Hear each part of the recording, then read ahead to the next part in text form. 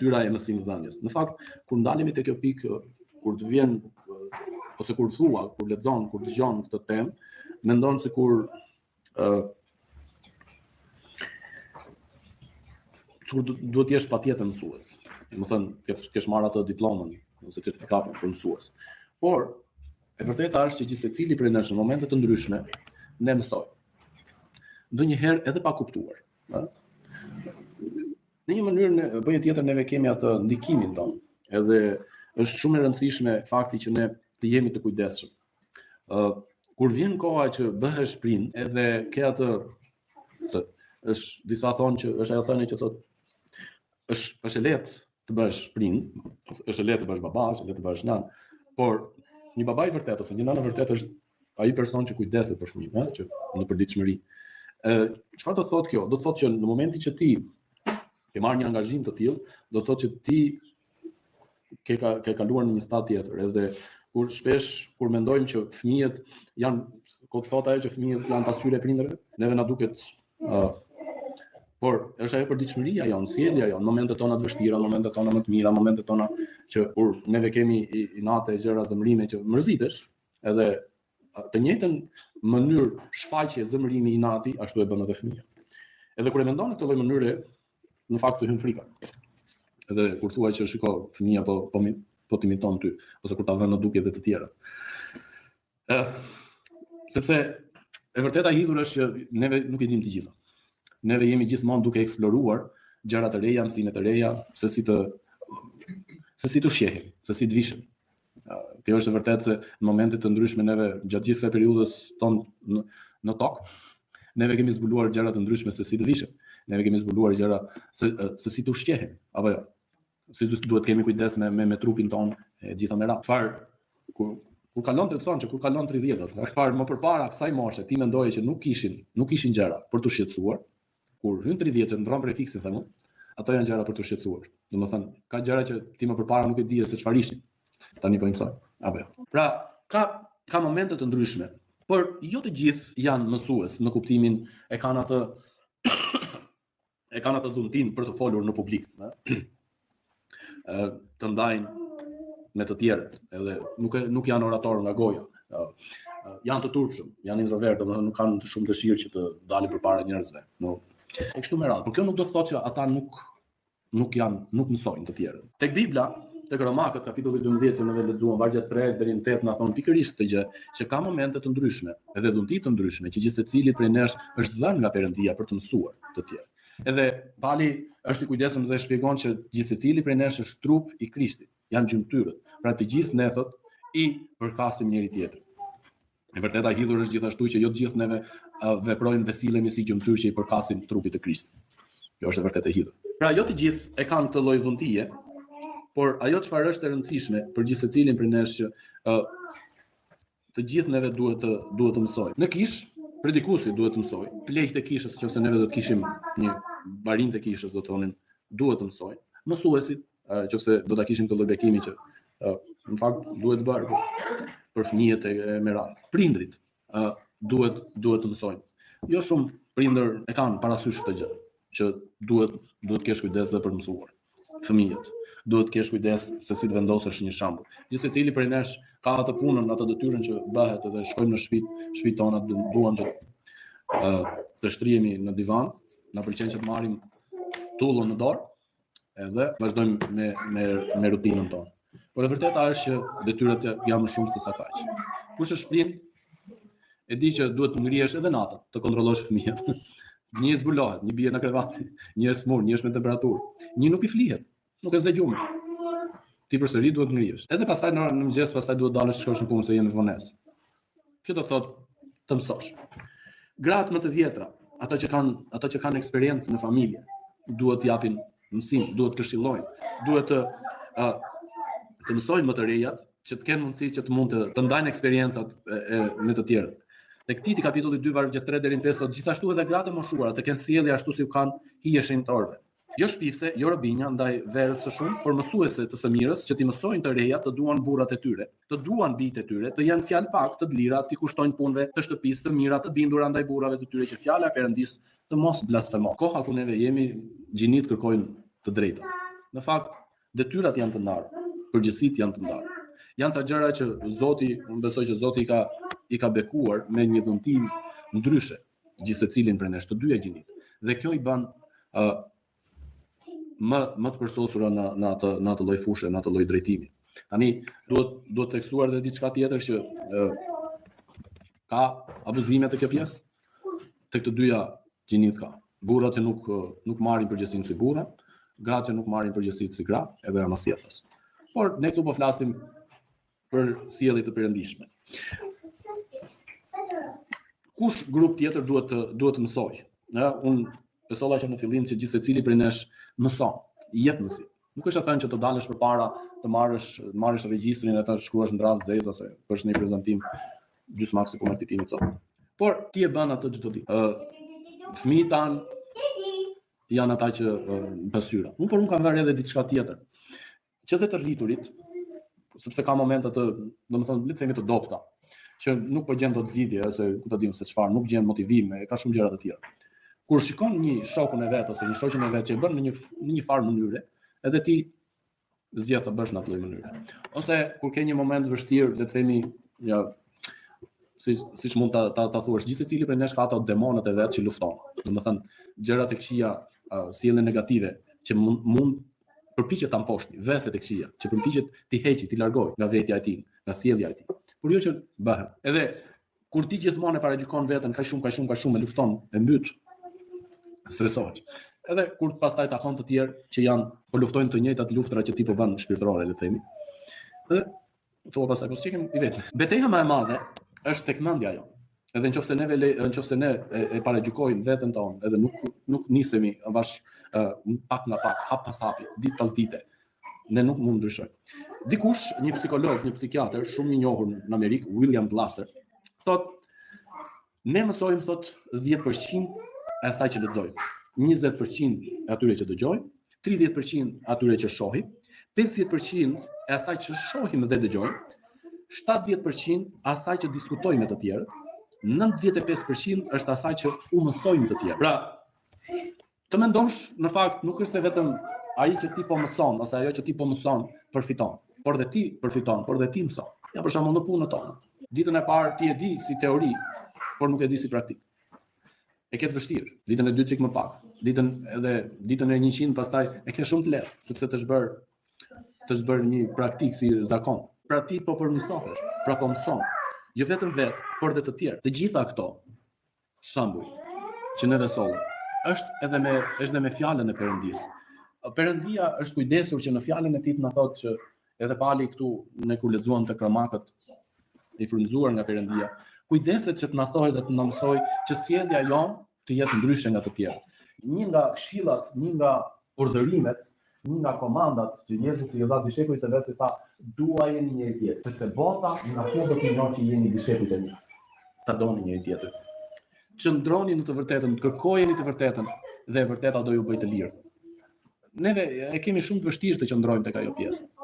Sepse bota që na rrethon ne na sulmon.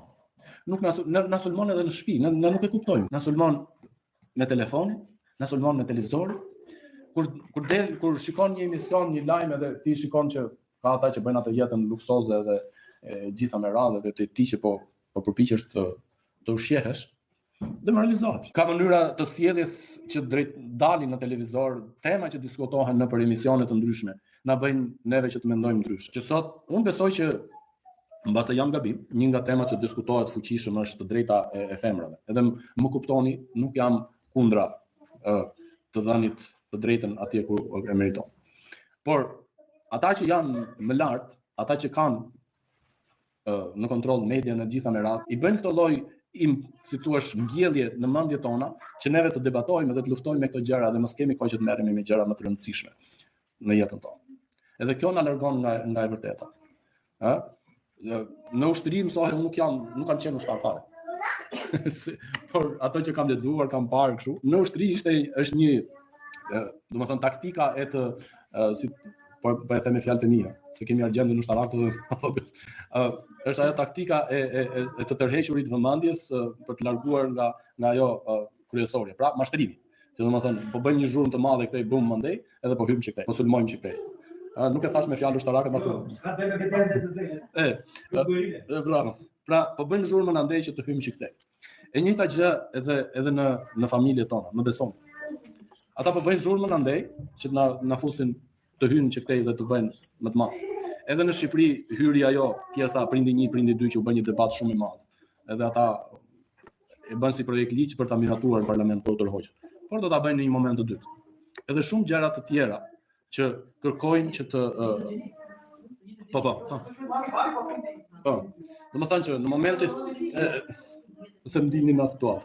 Pra duke patur këto gjëra parasysh, ata po kërkojnë që të marri atë çfarë ne konsiderojmë si më të shtrenjtë, si më të shenjtë tonë, familje. Po kërkojnë na sulmojnë tek fëmijët ta, atje ku është bëhet më e paimagjinueshme për të luftuar, për ta dëmtuar, është fëmijë. Edhe ata këtë po përpiqen të bëjnë. Por çfarë bëjnë me këtë? Duke na dhënë këto gjëra që femrat kanë të drejtë, femrat duhet të shkojnë të punojnë, femrat duhet të sigurojnë për veten e vet, duhet dalin, duhet ta shijojnë, e kështu gjëra me radhë. Ku femrat, vajzat sot po e shtyjnë për të krijuar familjen në një moshë shumë më të lartë, edhe duke bërë këtë duke sulmuar njëri tjetrin, hanë i natë njëri tjetrin. Edhe gjithashtu duke bërë që jo vetëm që të largohen nga familja, por edhe ta sulmojnë vetë familjen. Qëse neve dëshirojmë, tani ka njerëz të ndryshëm që sjellin këtë lloj jetese, unë nuk desha të kem fëmijë, unë nuk desha të kem familje, e kështu me radhë. Por leri të qetë ata që duan ta krijojnë një familje. Leri të qetë që të gjithë punojnë. Pra, ju solla më kuptoni, ju solla gjithë këto shembuj është të mësuar. Është dhe telefoni jon, një kohë shumë të gjatë që neve shpenzojmë në telefon, me video, TikTok, Instagram, Facebook, YouTube, këto që janë ato video të shkurtra, bëri kështu. Për 30 sekonda ai e zgjidhi problemin. Për 30 sekonda e gjeti defektin e makinës. Për 30 sekonda makina që nuk ndizej më, ai e bëri që ta ndizej. Kështu gjëra me radhë. Për të shkëputur nga realiteti. Neve kush është në rregull, çdo gjë mësohet avash. Nëse ti hap pas hapi, nëse ti do që të përmirësohesh, të përsosesh në diçka, ajo bëhet ditë pas dite, hap pas hapi. Nuk bëhet brenda një dite. Nuk bëhesh i pasur brenda një dite. Pra, edhe sado që të përpiqesh, edhe ata që janë përpjekur, kanë rënë prek. Mbase nuk do kapen asnjëherë këtu, sepse neve kemi një gjë më të rëndësishme që është ana jonë shpirtërore, edhe Zoti do t'i kapi. Dhe Zoti thotë tek Romakët 12 që neve lexuam, unë do ta marr hakun, unë do ta bëj shpagimin. Neve disiplina jonë si krishterësh ose detyra jonë është të bëhemi student, pra nxënës që të mësoj, të bëhemi bërës, që është shumë e rëndësishme. Duke u bërë bërës, neve po praktikojmë atë që mësojmë. Nuk është teori, fantazi e shpikur, por është jeta jo. Pastaj neve bëhemi mësues me vëllezërit, me motrat tanë, edhe i këshillojmë, inkurajojmë që kemi një jetë krishtere. Duke e bërë këtë gjë, ne nuk kemi frikë, ose nuk, si thua, nuk do ndihemi të larguar nga grupet e tjera shoqërore, edhe kur bëjmë muhabete të tilla, si thua, shpirtërore ose që kanë bëjmë me besimin. Më shumë njerëz sot këto ditë që hyjnë muhabet për herë parë dhe edhe më pyesin çfarë punë bën. Ja, predikues te Kisha e Krishtit. Po, mirë, shqyqyre, po mirë, ase me çata ashtu. Po, ushihesh. Edhe pastaj gjejnë momentin më të parë të mundshëm që të largohen. Ne largohen tani. Por ama unë thash atë që duhet të them. Unë jam ky që jam. Mënyra, praktika, jeta që ata bëjnë, që na sillen dhe mundësi për të zhvatur, për të shmangur, për të mashtruar, për të sharë, për të ofenduar, edhe për të qelluar, po unë zgjedh jo. Tani, fasulet u bëren nxjerr mua, se dhe unë gjallë, njëri prej gjaku jam. Por zgjedh të ulem, të largohem, bëj sikur mos shikoj, bëj sikur mos dëgjoj, bëj sikur mos kuptoj, që të largohem nga situata.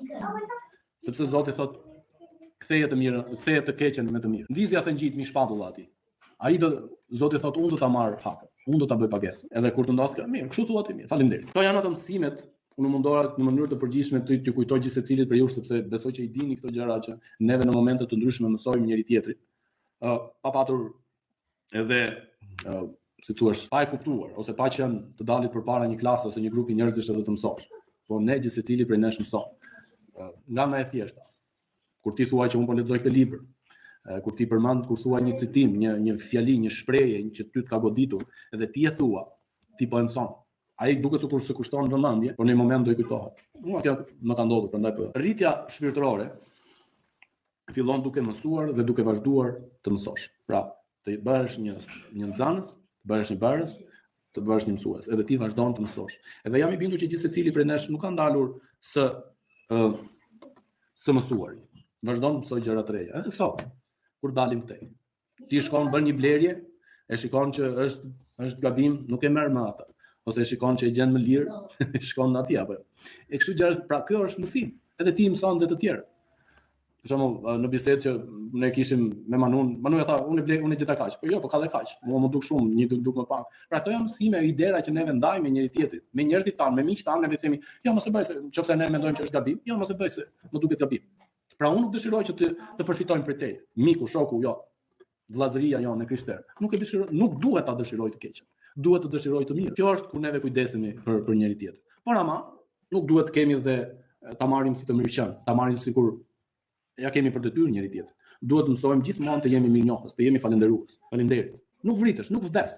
Nëse i thua faleminderit, edhe gjën më të vogël, nëse i thua faleminderit, tregohesh mirënjohës. E duke mbyllur, unë dëshiroj që t'i kujtoj këto mësimet që neve kemi ndarë së bashku gjatë kësaj kohe, tek disiplina jonë shpirtërore. Unë lutem dhe ju nxis që të vazhdoni gjëra të vogla, i praktikoni me gjëra të vogla. Lutje. Lutuni. Pali thot mos ndaloni kurrë të lutur. Jezusi thot të njëjtën gjë. Bëheni të vogël, bëheni të shkurtër. Por bëheni në fshetësi, nuk ka problem se Zoti që dëgjon do të bekoj publikisht. Meditoni në fjalën e Zotit, një varg në ditë. S'ka gjë. Fillon një traditë të re, fillon një zakon të ri, agjerimi. Neve folëm për agjerimin, agjerimin do të thotë të heqësh dorë nga gjërat që të kanë larguar nga fokusi. Mund të jetë edhe për arsye shëndetësore që të kesh kujdes me ushqimin, them të zgjedhësh mos të hash për një kohë.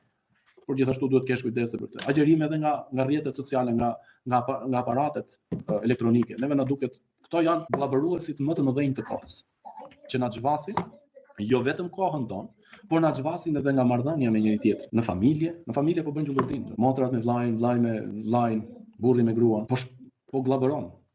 Shpikësit më mëdhenj thuhet edhe ky që se miku jemi këtij që bëri atë iPhone-in Apple, Jobsi. Nuk i lejoi fëmijët e tyre derisa ishte gjallë, i mbajti larg këtyre aparateve elektronike. Kërkojeni në internet, edhe e ka dhënë si intervistë. Nuk i lejoi. Ai që luftoi që të ishte më i miri në kulm, për aparatet elektronike, si për iPodet, si për iPadet, si për iPhone-et, si për kompjutrat, po fëmijëve të tyre deri në një farë moshe nuk e lejoi.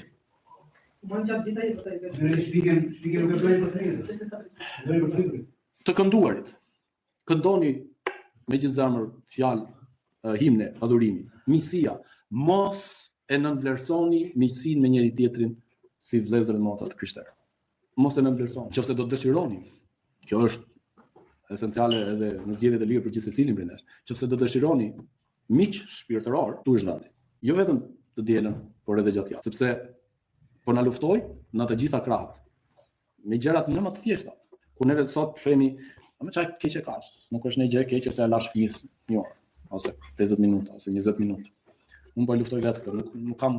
Nuk jam këtu për t'ju dhënë mësim, por po e luftoj këtë gjë, nuk e di sa po është. Shembuj të ndryshëm po qarkullojnë edhe studime të ndryshme po qarkullojnë nëpër internet tani për prindërit që ja kanë hequr televizorin, telefonin fëmijëve, edhe ata kanë filluar të ndryshojnë, më thënë ditë pas dite. Kjo duhet të jetë edhe sjellja jonë, mësimi ynë. Nuk e di sa i qartë jam në këtë pjesë, se kur dëgjojmë të mësuarin neve themi do dalësh ti është mësues. Jo, gjithë secili prej nesh është mësues. Nëse neve në shtëpi tona gjën më të vogël, e lëm ashtu pa pastruar, pa bër, pa gjë, neve po mësojmë. Edhe vetën tonë mësojmë. Nuk është problem. Mirë, Zoti ju bekoft, Zoti ju dhënë të paqe, Zoti ju dhënë qetësi shpirtërore.